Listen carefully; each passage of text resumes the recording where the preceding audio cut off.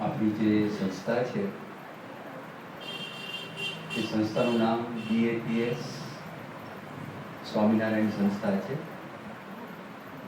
એટલે બોચાસણવાસી શ્રી અક્ષર પુરુષોત્તમ સ્વામિનારાયણ સંસ્થા.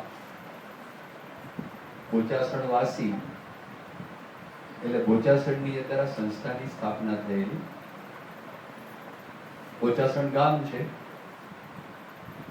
અને એ ગામની અંદર પહેલું મંદિર શાસ્ત્રીજી મહારાજે કર્યું. જેમ વ્રજવાસી કે છે, વ્રજ છે, ગોકુળ છે, કૃષ્ણ ભગવાન ત્યાં આગળ બધે વિચરણ કરતા હતા. એમાં જે રહેનારા માણસો હોય એને વ્રજવાસી કે, અરે બોચાસણની અંદર જે રહેવા વાળા છે એને બોચાસણવાસી કે. બોચાસણની અંદર પહેલું મંદિર થયું અને એ મંદિરમાં સ્વામિનારાયણ ભગવાન છે એની મૂર્તિ મધ્ય મંદિરની અંદર શાસ્ત્રીજી મહારાજે પ્રતિષ્ઠિત કરી અને એમની બાજુમાં ગુણાતીતાનંદ સ્વામીની મૂર્તિ છે એ પધરાવી. અક્ષર અને પુરુષોત્તમ, અક્ષર એટલે ગુણાતીતાનંદ સ્વામી, જેમ આપણે નરનારાયણ કહીએ ને, જો નરનારાયણ કહીએ તો લોકોને એમ થાય કે નરનારાયણ છે શું, પણ કૃષ્ણ ને અર્જુન એવું જો બોલે તો ખબર પડે. જેને કોઈ દિવસ સાંભળ્યું ના હોય અને પહેલી વખત સાંભળતા હોય ને નરનારાયણ સાંભળે તો નરનારાયણ એટલે શું? તો નારાયણ એટલે કૃષ્ણ અને નર એટલે અર્જુન. અર્જુનની બધાએ વાત સાંભળી છે, કૃષ્ણ ભગવાનની બધાએ વાત સાંભળી છે. એમ અક્ષર અને પુરુષોત્તમ શરૂઆતમાં નવા શબ્દો લાગે. અક્ષર એટલે ગુણાતીતાનંદ સ્વામી અને પુરુષોત્તમ છે એ સ્વામિનારાયણ ભગવાન. એટલે બોચાસણવાસી શ્રી અક્ષર પુરુષોત્તમ સ્વામિનારાયણ સંસ્થા. સ્વામિનારાયણનો અર્થ પણ એ જ થાય છે. સ્વામી એટલે ગુણાતીતાનંદ સ્વામી અને નારાયણ એટલે સહજાનંદ સ્વામી. હવે જો આ બહુ અગત્યની વાત છે, શાસ્ત્રીજી મહારાજે આ સંસ્થાની સ્થાપના કરી એ બહુ મોટું કામ એમણે કર્યું. અને જો એમના જીવની અંદર આ વાત હતી, હમણાં આપણે પરેશભાઈએ વાત કરી ને, શાસ્ત્રીજી મહારાજ પોતે કેવા હતા? સત્યનિષ્ઠ વ્યક્તિ હતા, સાચા બોલા હતા. એ કોઈ દિવસ જિંદગીમાં ક્યારે પણ શાસ્ત્રીજી મહારાજ પોતે ખોટું બોલેલા નહીં અને શાસ્ત્રીજી મહારાજ કોઈથી દબાતા પણ નહોતા. જેમ જેમ સાચી વાત છે સાચી વાત પોતે કરતા. થોડો વિચાર કરો એટલે ખ્યાલ આવે. સરકારની અંદર સચિવ થવું હોય તો, સરકારની અંદર સચિવ થવું હોય, માની લો આ ગામ છે પેથાપુર ગામ, તો પેથાપુર ગામમાં ચૂંટણી થાય ને તો સરપંચ એમને એમ થઈ જવાય કે સરપંચની વિધિ હોય, ઇલેક્શન થાય અને એની અંદર ઉમેદવારો ઉભા રહે, 2 હોય 5 હોય અને બધા પોતપોતાની રીતે વાત કરે કે જો તમે મને વોટ આપશો તો હું પેથાપુરનો ઉદ્ધાર કરી દઈશ,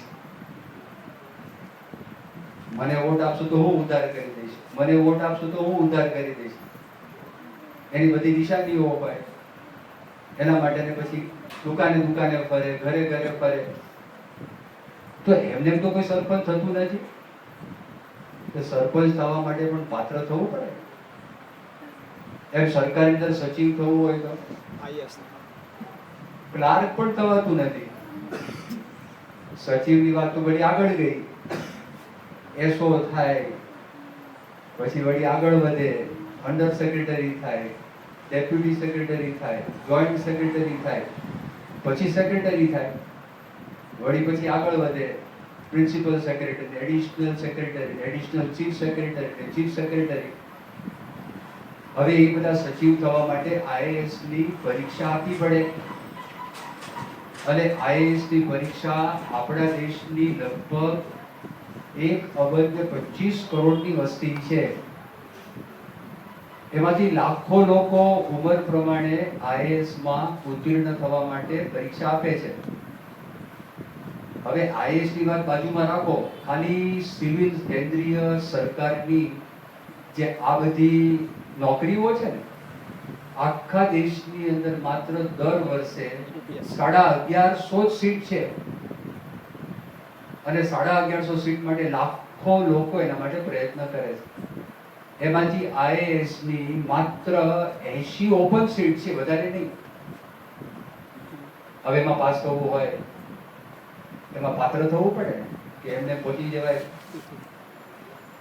મંત્રીની સેવામાં રહેવું હોય તો મંત્રીની સેવામાં રહેવા માટે નજીકથી રહેવું હોય, અને આપણે જો પ્રશાસન કરવું હોય અને પ્રબંધમાં જોડાવવું હોય તો એના માટે પાત્ર થવું પડે.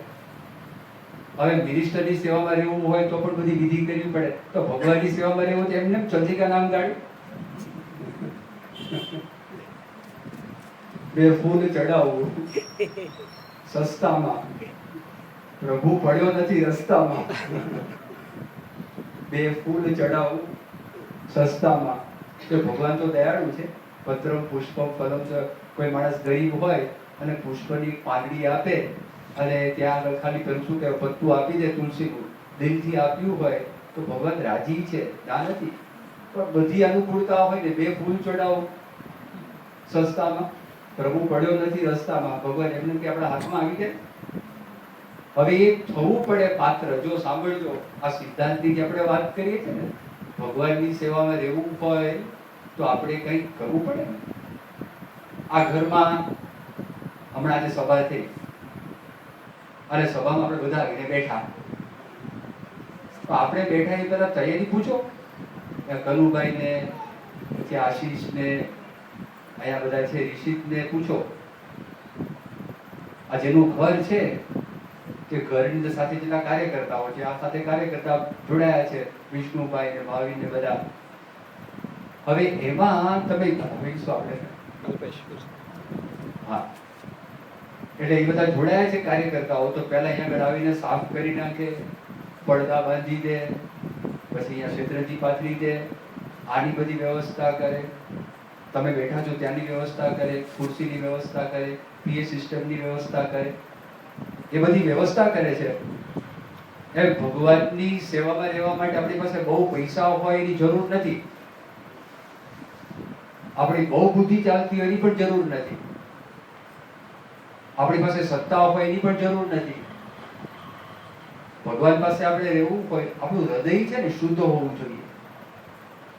હૃદયમાં કોઈ છળ નહીં, હૃદયમાં કોઈ કપટ નહીં, અંતરમાં કામ વાસના નહીં, અભિમાન નહીં, અહમ નહીં, મમત્વ નહીં.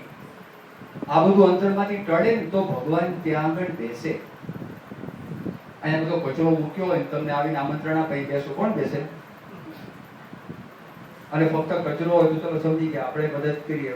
કૂતરાનું મળ પડ્યું હોય, થોડો પોદળો પડ્યો હોય તો કોઈ બેસે કે પૈસા તમે આમંત્રણ તો આપ્યું છે પણ એ તો ઠેકાણા છે નહીં.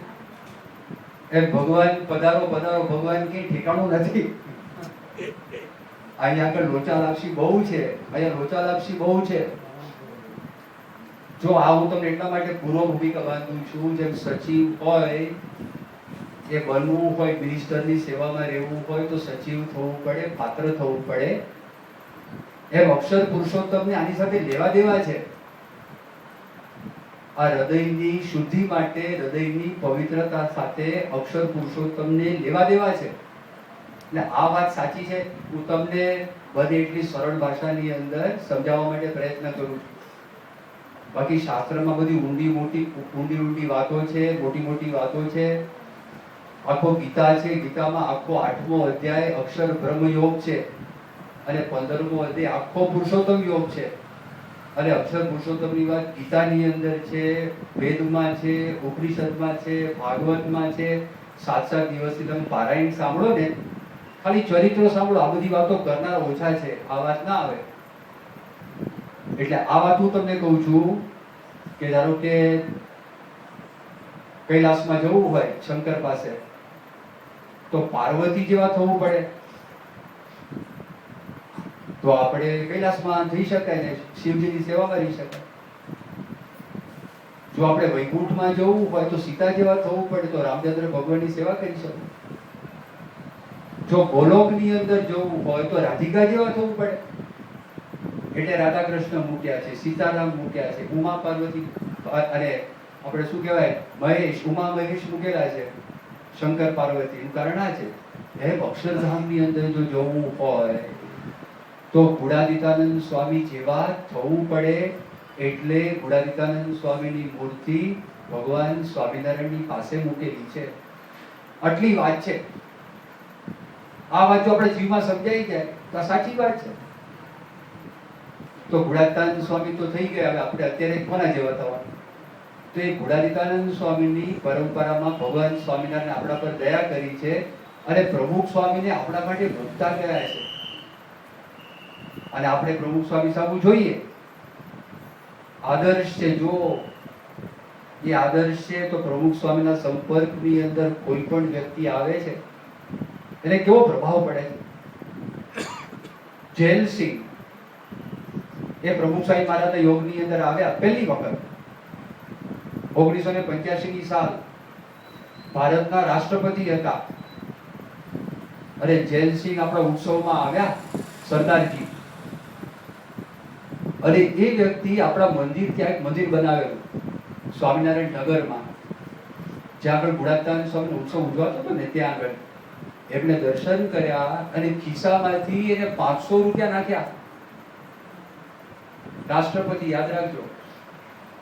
અને રાષ્ટ્રપતિ ત્યાં નાખ્યા પછી એક પ્રદર્શન હતું ગુણાદિતાનંદ સ્વામી પર, જોવા માટે નીકળ્યા. હવે એને કેડમાં તકલીફ હતી, પોલીસ કમિશનર ત્યાં ચા હતા, તો એને કીધું કે ભાઈ એના કેડમાં તકલીફ છે પણ આખું પ્રદર્શન બતાડતા નહીં, પછી થોડું કરજો. પછી આત્મા સ્વરૂપ સ્વામી કે થોડુંક અમે કરીએ પણ પછી શું કરીએ, તો કે ત્યાં તમે બેરિયર બારી દો, એટલે જેને કરીને ખબર પડે રસ્તા બંધ છે એટલે આગળ રાષ્ટ્રપતિ ના જઈ શકે. એટલે પછી આત્મા સ્વરૂપ સ્વામી કે સારું, વાત કરી, ત્યાં આપણે બંધ ફાટક અને બંધ કરી દીધું, બાંબુ મારી દીધા. એટલે પેલા રસ પડી ગયો રાષ્ટ્રપતિને, પ્રદર્શન શરૂ કર્યું. પછી કીધું કે બસ इतना ही है. आत्म स्वरूप स्वामी के ज्यादा है लेकिन ये बंद के तो खोल दो उसको, इसको फाटक को खोल दो. અને ઓલા પોલીસ કમિશનર આઘા પાછા થાય કે ભાઈ રાષ્ટ્રપતિએ કીધું છે, હવે તો ના પડે એવું છે ને. એટલે આખું પ્રદર્શન જોયું, આખું પ્રદર્શન જોઈ અને પછી સ્ટેજ ઉપર ચડ્યા. અને સ્ટેજ ઉપર કીધું આટલા જ પગથિયાઓ, જેના કરતા વધારે પગથિયા નહીં. એટલે આશ્ચર્યની બધી વાત તો એ હતી, ખબર, એની ગાડીનો નંબર 12 હતો.